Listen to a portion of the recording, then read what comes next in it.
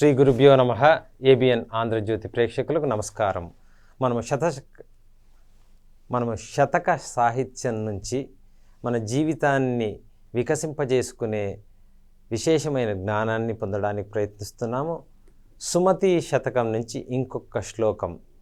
అప్పిచ్చువాడు వైద్యుడు ఎప్పుడు ఎడతెగక బారు నేరును ద్విజుడున్ జొప్పడిన యూర నుండుము జొప్పడకున్నట్టి యూరు జొరకుము సుమతి అంటున్నారు. అంటే ఇవన్నీ కూడా మనము తెలుగు భాషకు ఎంతో దూరం అయ్యాము. అప్పిచ్చువాడు వైద్యుడు అంటే అప్పిచ్చే వైద్యుడు అనుకుంటాము. అది రెండు ప్రథమ విభక్తి పదాలు కాబట్టి మనం దాన్ని అన్వయం చేసుకుంటున్నప్పుడు అప్పిచ్చేవాడు అంటే ఇప్పుడు సమయంలో అనుకుంటే ఒక ఫైనాన్షియల్ ఇన్స్టిట్యూషన్ అంటే బ్యాంక్ లాంటి మనకు అవసరానికి డబ్బు ఇచ్చేవారు. వైద్యుడు అంటే ఒక ఆరోగ్య పరిరక్షణ కేంద్రం, ప్రాథమిక ఆరోగ్య కేంద్రమైనా లేని ఊరిలో మంచినీటి సదుపాయము లేదు. అంటే మంచినీటితో పాటు అక్కడ తినడానికి కావలసిన కూరలు, కాయగూరలు, పండ్లు కూడా పుష్కలంగా లభించే వ్యవస్థ ఉంటుంది. కాబట్టి అవి లేని ఊరిలో నీ మేలు కోరి చెప్పే మంచి గురువు, ఇటువంటివి ముఖ్యంగా నువ్వు ఎక్కడైతే నివాసయోగ్యమైన నీ ఇల్లు ఉండాలి అనుకుంటున్నావో వాటన్నిటిలో కూడా ఇటువంటి ముఖ్యమైన విషయాలు. మనం ఎప్పుడైనా కొత్తగా ఇల్లు కొనుక్కోవాలి, లేదంటే ఒక ఇంటి నుంచి ఇంకొక ఇంటికి మారాలి అనుకున్నప్పుడు ఏ ఏ విషయాలు ఉంటే అది మనకు అనుకూలంగా ఉంటుంది. ఎందుకంటే మేము కూడా ఇల్లు కొనాలి అనుకుంటున్నప్పుడు అనుకునేవాళ్ళము. మా అమ్మగారు మాతోటే ఉండేవారు. వారికి వయసు అయింది, వారికి వైద్య సదుపాయం చాలా అవసరం. అలాగే పిల్లలు, చిన్నపిల్లలు ఇద్దరికీ కూడా మన ఇంటి దగ్గరలో వైద్య సదుపాయం, అలాగే కూరలు, కాయగూరలు, పండ్లు మంచిగా లభ్యమయ్యేది. అదేవిధంగా ఒక మందిరం, ఎందుకంటే మనకు అప్పుడప్పుడు మన దేవాలయ సందర్శనం అనేది విశేషంగా మనకు పాపక్షయం, దోష నివారణ, చిత్తశుద్ధి కలిగిస్తుంది. ఆ ఆలయ ప్రాంగణం, గోపుర దర్శనమే చాలా శ్రేష్టమైనది అంటారు.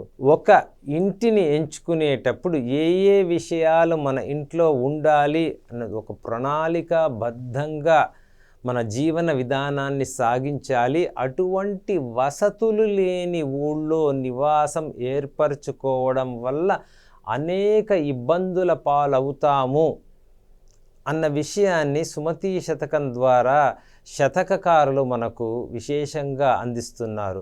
కాబట్టి మనము రామాయణం చదువుతున్నప్పుడు చివరిగా ఒక్కసారి మనము లవణాసుర వధ, మధురా నగర నిర్మాణం ఈ విషయాలు చర్చించుకున్నప్పుడు శత్రుఘ్నుల వారు నగర నిర్మాణాన్ని ఈ సదుపాయాలు, వసతులు ఉండే విధంగా ఏ విధంగా నిర్మించి అందరినీ ఆకట్టుకోగలిగాడు. బయట నుంచి కూడా ఆ నగరంలో నివాసయోగ్యంగా ఉంది అని చాలామంది ఆ నగరాన్ని ఎంచుకోవడం జరిగింది.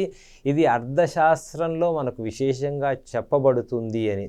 మనమందరం కూడా కౌటిల్యుని అర్థశాస్త్రం అధ్యయనం చేయలేకపోయామే అంటే మనం గురుముఖత ఒక శతక సాహిత్యంలో 100 శ్లోకాలు తీసుకున్నా కూడా శతశ్లోకేన పండిత అని ఒక నానుడి ఉంది. అంటే పాండిత్యము అంటే అక్కడ చెప్పింది ఏమంటే ఆత్మజ్ఞానము అన్నప్పటికీ కూడా లౌకికంగా విశేష జ్ఞానం ఒక 100 శ్లోకాల ద్వారా శతక సాహిత్యంలో అందించే ప్రయత్నం మన తెలుగు భాషలో విశేషంగా సుమతి శతకము, అలాగే వేమన శతకము, కాళహస్తీశ్వర శతకము, ఇలా అనేక శతక సాహిత్యాలు ఉన్నాయి. వాటిలో మనము కొన్ని ఏరి కోరి చూస్తూ అవి మన వ్యక్తిత్వ వికాసానికి, మన జీవనం సాధించేటప్పుడు ఏ ఏ విధంగా ఉపయోగపడతాయి అని చూస్తూ ఉన్నాము.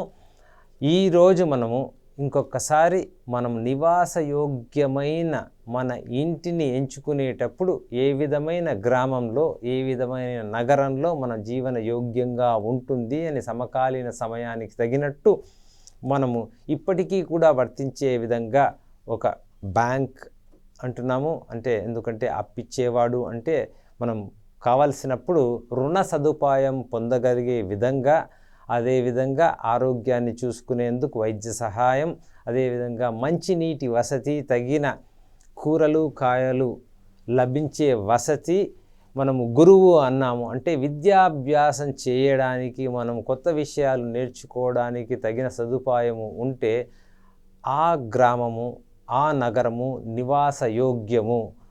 అటువంటి నివాసయోగ్యమైన చోటే మీరు నివసించండి. నివాసయోగ్యము కాదు అంటే ఇందులో అన్ని సదుపాయాలు లేని స్థలం నివాసయోగ్యం కాదు.